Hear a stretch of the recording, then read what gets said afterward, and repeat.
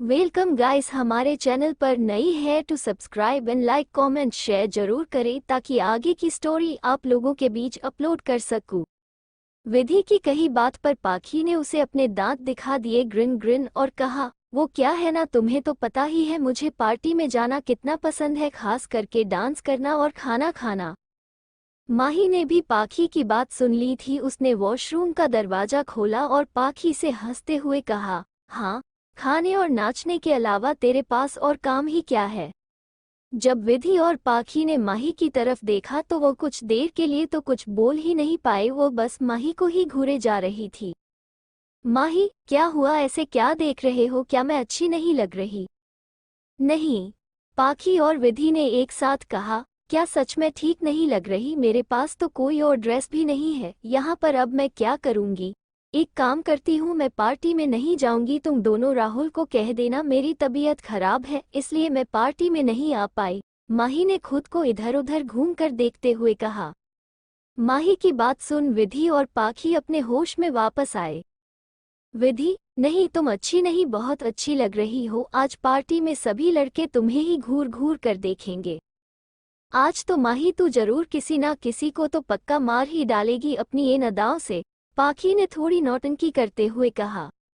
माही ने आज ocean blue colour की ऑफ शोल्डर गाउन पहन रखी है। उस ड्रेस में माही का परफेक्ट फिगर और भी ज्यादा अट्रैक्टिव लग रहा है। उसने अपने बालों का बन बनाया और कुछ बालों की लिटें उसके गालों को छू रही है। मेकअप के नाम पर उसने सिर्फ काजल और थोड़ी सी पिंक कलर की लिपस्टिक लगा रखी है। माही आज बहुत ही खूबसूरत दिखाई दे रही है। तुम लोगों की बकवास हो गई हो तो चले पार्टी के लिए, अब लेट नहीं हो रहा है क्या? माही ने मुंह बनाकर कहा। उसके बाद वह तीनों रूम से निकल गई। पार्टी होटल के थर्ड फ्लोर पर रखी गई है। लिफ्ट में जाते वक्त माही के फोन पर किसी का कॉल आता है तो वो उन दोनों को आगे चलने का बोलकर कॉल अटेंड करती है। फोन पर देव नाम फ्लैश हो रहा था। माही ने कॉल रिसीव किया। इससे पहले वो कुछ बोलती दूसरी तरफ से आवाज आई, भाई मैंने आपको बोला था ना, आज मैंने आपके वापस इंडिया आने की खुशी में पार्टी रखी है और अभी तक आप यहाँ आए ही नहीं, देख लेना अगर आप नहीं आए तो मुझे और बाकी सब लोगों को बहुत बुरा लगेगा। हम सब आपसे कभी बात नहीं करेंगे। आप सुन भी रहे हैं कि नहीं? अब कुछ बोलो भी। देव की बात सुनने के बाद माही ने उससे कहा, अगर आप खुद चुप होंगे तो सामने वाला कुछ बोलेगा ना, और आई थिंक आपने रॉन्ग नंबर लगाया है तो आप एक बार नंबर चेक कर लीजिए। देव पहले तो आर्यन के फोन से किसी लड़की की आवाज सुनकर हैरान रह गया, पर माही की बात सुनने के बाद उसने फोन में नंबर चेक किया। कंफर्म करने के बाद उसने वापस फोन पर कहा, हेलो, आप कौन है? क्या आप मेरे भाई की गर्लफ्रेंड है? भाभी, आप भाई से कब मिली? भाई तो मुझे कुछ बताते ही नहीं, पर कोई बात नहीं, मुझे उनका इतना बड़ा राज पता चल गया। ओ माय गॉड, कहीं आज मैं खुशी से पागल ही ना हो जाऊं। मुझे फाइनली पता चल ही गया, भाई इतना बिजी काम में नहीं बल्कि आपके साथ रहते हैं। देव ने ये सब कुछ एक सांस में ही खुशी से चहकते हुए फोन पर कह दिया। देव की बात सुन माही का पारा हाई हो गया। उसने देव को थोड़ा गुस्से से जवाब दिया, ओह हेलो, मैं कोई तुम्हारे भाई की गर्लफ्रेंड नहीं हूँ और मुझे ये भाभी भाभी बोलना बंद करो वरना फोन के अंदर घुस कर तुम्हारी धुलाई करूंगी, समझ में आया? उधर देव ने अपने मन में कहा, लगता है भाभी भाई से बहुत गुस्सा है। अगर ऐसा ही चलता रहा तो पता नहीं इनके बच्चे कैसे होंगे, मैं उनको कैसे संभाल लूंगा, पता नहीं आगे चलकर मेरा क्या हाल होगा इन लोगों के बीच में। कोई बात नहीं, मैं हूं ना, मैं सब ठीक कर दूंगा। जब माही को दूसरी तरफ से कोई जवाब नहीं आया और एनबीएसपी, तो उसने फिर से कहा, समझ में आया कि नहीं? हाँ, मैं समझ गया, देव ने जवाब देते हुए कहा। उसके बाद माही ने फोन काट दिया। जब माही ने ध्यान से अपने फोन को देखा तो उसे एहसास हुआ यह उसका फोन नहीं है और एनबीएसपी। वो सोचने लगी कि उसका फोन कहाँ गया। अचानक से उसे आर्यन से टकराना याद आया। जरूर मेरा फोन उसी वक्त चेंज हो गया होगा। हे महादेव, आप हमेशा मेरे साथ ही ऐसा क्यों करते हो? मुझे तो कभी कभी लगता है जब जब आपका आपकी बीवी से झगड़ा होता होगा आप उनका सारा गुस्सा मुझ पर ही निकालने लगते हो। माही ने थोड़ा नाराज होते हुए कहा। पाखी जो माही को लेने आई थी, उसने जब देखा माही खुद से ही बातें कर रही है तो वो बोली, तेरा दिमाग तो खराब नहीं हो गया है जो यहाँ खड़ी खुद से ही बातें कर रही है? नहीं, मैं तो बस, माही बोल ही रही थी कि बीच में ही पाखी ने माही को टोंकते हुए कहा, अब जल्दी चल विधि, और मैं कब से तेरा लिफ्ट के बाहर वेट कर रहे हैं, हमें वैसे भी बहुत लेट हो गया है। पाखी की बात सुन माही भी उसके साथ वापस लिफ्ट की तरफ चली गई। उसने सोचा पार्टी खत्म होने के बाद वो फोन का मैटर देख लेंगी। विधि ने माही और पाखी को देखा तो वो लिफ्ट के अंदर चली गई और उनके अंदर आने का वेट करने लगी। जब वो तीनों पार्टी हॉल की एंट्रेंस पर आए तो हॉल में मौजूद सभी लोगों का ध्यान उनकी तरफ चला गया। जाए भी क्यों ना, आज तीनों लग ही इतनी खूबसूरत रही है। हॉल में मौजूद सारे लड़के तो उन्हें अपनी लालची नजरों से देख रहे हैं और वही लड़कियां उन्हें देखकर उनकी खूबसूरती से जल बुन रही है। तभी पार्टी का होस्ट और बर्थडे बॉय उन तीनों के पास आया। लगता है भगवान भी आज मुझ पर बहुत ही और एनबीएसपी मेहरबान है, जो इतनी खूबसूरत लड़कियां मेरी बर्थडे पार्टी में आई। मुझे तो उम्मीद ही नहीं थी कि तुम तीनों आओगी, राहुल ने कहा। अरे टिल्लू, अगर हम नहीं आते तो तुम पिछली बार की तरह अपना मुंह फुला कर बैठ जाते। बाद में फिर से हमें तुझे मनाना पड़ता। इन सब में फिजूल में ही हमारा बहुत सारा टाइम वेस्ट हो जाता है। इससे तो अच्छा हम हमारे टिल्लू की बर्थडे पार्टी में आ जाए। कम से कम मुफ्त का खाना और पीना भी मिल जाएगा और हमारा टाइम भी बच जाएगा, पाखी ने माही को आंख मारकर कहा। पाखी, तुम क्यों मुझे बार बार टिल्लू और एनबीएसपी बोल रही हो? तुम यहाँ पर मेरी इमेज क्यों खराब करने पर तुली हुई हो? यहाँ पर मेरे सभी फ्रेंड्स और बिजनेस पार्टनर्स आए हैं, प्लीज इनके सामने मुझे ये टिल्लू मत बुलाओ, राहुल ने नाराज होते हुए कहा। पाखी, तू क्यों मेरे टिल्लू को परेशान कर रही है? अब तो कभी पब्लिक प्लेस पर इसको टिल्लू नहीं बुलाएगी, समझ गई ना, माही ने कहा। माही की बात सुन विधि और पाखी अपना मुंह दबाकर हंसने लगी और राहुल के चेहरे के एक्सप्रेशन एकदम से खराब हो गए। उसने अपने मन में ही कहा, ये क्या पाखी को समझ आएगी? ये तो खुद ही बार बार टिल्लू का नाम जप रही है। माही की बात सुन राहुल ने अपने मन में कहा, यह क्या पाखी को समझ आएगी? यह तो खुद बार बार टिल्लू का नाम जाप रही है। राहुल की शक्ल देख माही ने कहा, अच्छा बाबा ठीक है, तुम जाओ अपने दोस्तों के साथ एंजॉय करो, हम भी बैठते हैं। ओके, तुम लोगों को अगर कोई प्रॉब्लम हो तो मुझे बताना, राहुल आगे की बात कहते हुए थोड़ी देर रुका। मुझे पता है प्रॉब्लम तो तुम लोग खुद ही हो, तो प्रॉब्लम तुम लोगों को कैसे हो सकती है? फिर वो जल्दी से वहां से रफू चक्कर हो गया।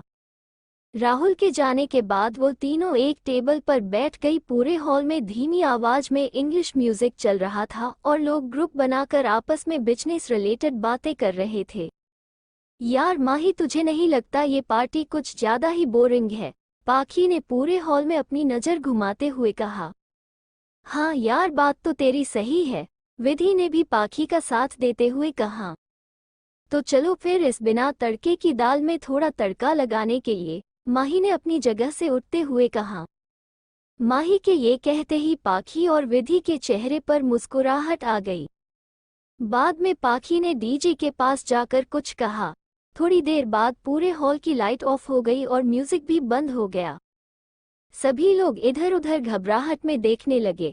अचानक से स्टेज पर 3 स्पॉटलाइट पड़ी। उन लाइट के नीचे विधि, माही और पाखी खड़ी थी। एक गाना बैकग्राउंड में बजने लगा और वो तीनों फुल जोश के साथ डांस करने लगी। अरे लड़की ब्यूटीफुल कर गई, चुल चुल चुल चुल। राहुल और उसके दोस्त भी स्टेज पर आकर उन तीनों के साथ डांस करने लगे। देख, तेरा रंग सांवला हुआ, बावला लड़की नहीं है तू, है गर्म मामला। बोलती बंद मेरी, कह क्या भला, कुछ भी कहा नहीं जाए। नाचे तू, दिल्ली हिले है, लंदन मटक मटक जैसे रवीना टंडन। आग लगाने आई है बन ठन, गोली चल गई धाय। नखरे विलायती ईगो में रहती, नखरे विलायती ईगो में रहती, टशन दिखाती फुल। अरे लड़की ब्यूटीफुल कर गई, चुल चुल चुल चुल। अरे दाएं बाएं कैसे कमर तू झुलाए, फिजिक्स समझ नहीं आए, सेडलर मेरे छम छम कर दे। हेगे हाय ब्रांड वे, सेडलर मेरे छम छम कर दे। हेगे हाय ब्रांड वे, इवेलिग मुंडे यादे, मेरे हिल पर हो दे लेडे वे। सारी कुड़ियां है देसी चिड़िया, सारी कुड़ियां देसी चिड़िया, क्लब के मैं बुलबुल। मैं लड़की ब्यूटीफुल कर गई, चुल चुल चुल चुल। अरे लड़की ब्यूटीफुल कर गई चुल। गाना बंद होने के बाद राहुल ने हौंकते हुए माही से कहा, वाह यार माही, मुझे तो पता ही नहीं था तुमको इतना अच्छा डांस आता है। अरे ओ चिरकुट, सिर्फ माही को ही अच्छा डांस आता है क्या? मैंने और विधि ने अच्छा डांस नहीं किया? पाखी ने राहुल को घूरते हुए पूछा। नहीं नहीं, तुम दोनों ने भी अच्छा डांस किया, राहुल ने कहा। पार्टी का माहौल अब पहले से कहीं ज्यादा खुशनुमा हो गया था। वो तीनों वापस अपनी जगह पर आकर बैठ गई। राहुल उनके पास आया। तुम लोगों ने तो कुछ लिया ही नहीं, 1 मिनट में अभी तुम लोगों के लिए ड्रिंक्स मंगवाता हूँ। ये कहकर राहुल ने एक वेटर को अपने पास आने का इशारा किया। तुम चिंता मत करो, मैं तेरा पैसे बचने नहीं दूंगी, मैं तो पेट भर कर सब खाऊंगी भी और पीऊंगी भी। पाखी ने ये कहकर एक वोडका का ग्लास वेटर से ले लिया। विधि ने राहुल से कहा, तुमको तो पता ही है मैं अल्कोहल नहीं पीती।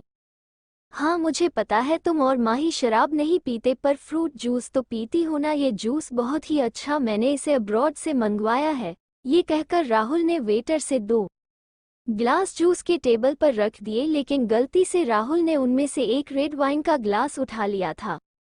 बाद में राहुल वहां से चला गया। विधि और पाखी अपने ड्रिंक एंजॉय कर रही थी। माही ने भी अपने ग्लास से एक सिप लिया तो उसे थोड़ा अजीब टेस्ट आया। उसने विधि से पूछा भी, पर उसने कहा शायद इसका टेस्ट बाकी फ्रूट जूसेस से थोड़ा अलग है। माही ने भी आगे कुछ नहीं कहा और वो गिलास खाली कर दिया। माही को तो ऐसा लग रहा था जैसे वह फ्रूट जूस पी रही है, क्योंकि वह जूस उसे राहुल ने दिया था और विधि भी वही जूस पी रही थी, तो उसे कुछ गलत नहीं लगा। थोड़ी देर बाद माही का सर दर्द होने लगा और थोड़े चक्कर भी आने लगे। मेरे सर में थोड़ा दर्द हो रहा है, मैं कुछ देर रूम में जाकर आराम कर लेती हूँ, माही ने अपनी चेयर से उठते हुए कहा। अगर तुम्हारी तबीयत ठीक नहीं लग रही है तो हम भी तुम्हारे साथ चलते हैं, विधि ने कहा। ये सुन पाखी ने भी अपना सिर हाँ में हिला दिया। नहीं, तुम दोनों पार्टी एंजॉय करो, वरना वह राहुल नाराज होकर बैठ जाएगा। मैं थोड़ी देर आराम कर लूंगी तो ठीक हो जाऊंगी। ये कहकर माही पार्टी हो उसके बाहर चली गई। माही जब लिफ्ट से बाहर निकली तो उसे अचानक से चक्कर आ गए और वह जमीन पर गिरने ही वाली थी कि किसी ने उसे अपनी बाहों में पकड़ लिया। माही ने जब अपने सामने एक बहुत ही ज्यादा हैंडसम चेहरा देखा तो वह कुछ पल के लिए उसे देखती ही रह गई। उसने उस आदमी के चेहरे को छूते हुए कहा, तुम क्या सच में हमेशा से ही इतने हैंडसम थे या तुमने अपने चेहरे की प्लास्टिक सर्जरी करवाई है? आर्यन ने जब माही की कही बात सुनी तो वो माही को घूरने लगा। उसे कुछ गड़बड़ लगी तो और एनबीस उसने गौर से माही की तरफ देखा। माही के गाल हल्के गुलाबी हो गए थे। उसके मुंह से हल्की हल्की वाइन की खुशबू आ रही थी। वह समझ गया कि माही अभी नशे में है। उसने माही को अपनी गोद में उठाया और अपने कमरे की तरफ चला गया। जैसे ही उसने माही को कमरे के अंदर नीचे उतारा, माही तुरंत उसके सामने अपनी कमर पर अपने दोनों हाथ रखकर खड़ी हो गई और कहने लगी, तुम मुझे दो दो क्यों दिखाई दे रहे हो? क्या तुम्हारा कोई जुड़वा भाई भी है यहाँ पर? माही ने अपने मुंह से पाउट बनाकर कहा। आर्यन को माही इस वक्त काफी क्यूट लग रही है। आर्यन ने पहले कमरे का दरवाजा बंद किया और फिर वापस माही की तरफ आकर खड़ा हो गया। उसने माही को बेड पर बिठाया और उसे सोने के लिए कहा, पर माही तो सोने के लिए तैयार ही नहीं थी। वह बेड पर खड़ी हो गई और बेड पर उछल कूद करने लगी। और एनबीस नहीं नहीं, मुझे नहीं सोना। माही की ऐसी हरकतें देखकर आर्यन को बहुत हंसी आ रही थी। उसने अपनी हंसी को कंट्रोल किया और माही को थोड़ा डांटते हुए कहा, माही चुपचाप सो जाओ। आर्यन की डांट सुन माही अचानक से रुक गई और बेड पर बैठकर रोने लगी और रोते हुए कहने लगी, कोई मुझसे प्यार नहीं करता, सब मुझे नफरत करते हैं। ये कहकर वह और जोर जोर से रोने लगी। आर्यन ने जब माही को रोते हुए देखा तो वो बहुत परेशान हो गया। उसे कुछ समझ में ही नहीं आ रहा था कि वह अब क्या करे। उसने कभी किसी लड़की को रोते हुए चुप नहीं कराया था। तभी आर्यन के दिमाग में कुछ आया और वह माही के करीब आकर बैठ गया। उसने माही को अपनी तरफ खींचा और उसे अपनी गोद में बैठा लिया, पर माही अभी भी शांत नहीं हुई। आर्यन ने जब माही को अभी भी रोते हुए देखा तो उसने अचानक से अपने होठों को माही के होठों से जोड़ दिया और उसे किस करने लगा। चैनल पर नई है तो subscribe and like comment share जरूर करें।